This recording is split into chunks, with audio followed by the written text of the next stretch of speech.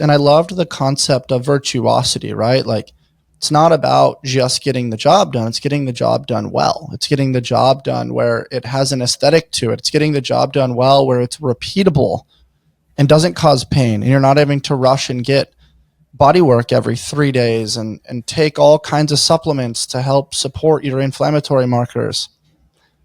But what's interesting to me is you get a unique psychology from people where some people are like, hey, I'm so concentrated on the form, i.e., virtuosity, that their intensity just sucks. And then you have other people that it's like they're so focused on intensity that their virtuosity sucks.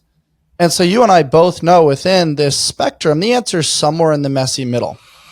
But that's such a customized approach to the goal of the individual, the headspace of the individual. I genuinely believe we're here to love and to learn. And I think when people are married to intensity, they're like, oh, I just want the validation and the love that I did a good job.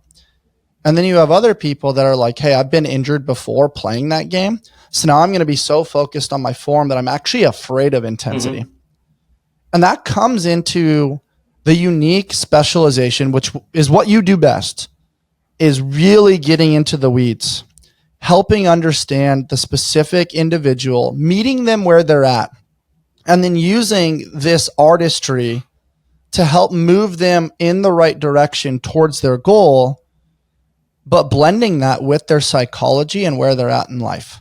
How have you developed this ability to master that? And what does that look like for you when you're working with somebody in that arena? Yeah, I think it's a great question, and it's still constantly something I'm working on because again, everyone is slightly different in terms of how they approach those things. But what we try to do is separate the competitiveness versus the longevity side of things. Being like, are you here to compete and go to Wadapalooza and try to top your times at the Open from last year, whatever it might be, versus the person that just wants to become more fit and play with their kids and actually use fitness as a tool to become better at their daily lives. And so you have to compartmentalize those two things first. But then two is I'm a user. I do it myself. Like I've been doing CrossFit for 17 years now.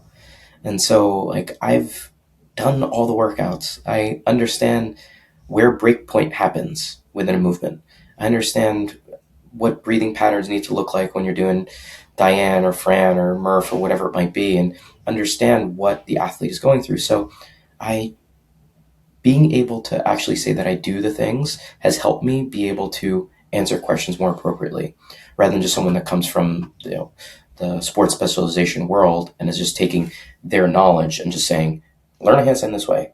Like, no, I get it that there's an application for a handstand push-up that I need to be able to do 100 of these. And what do I need to do to take some of the technique and then apply it to a setting where handstands are now fatiguing and I'm in zone 5 doing a handstand workout as opposed to, working on form and technique in zone 1.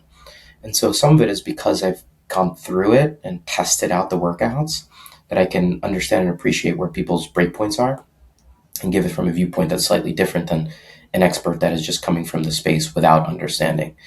But I will say that I've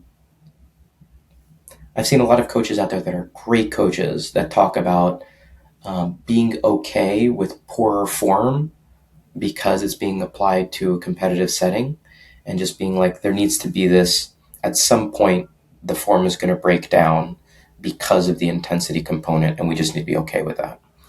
And I think it's a little bit of a missed opportunity because while that might happen, we shouldn't just be okay with it because we should always strive for technique and efficiency of movement pattern to be at the forefront of the mind. And if it does happen, it breaks down okay, but we shouldn't just gravitate towards it's inevitable.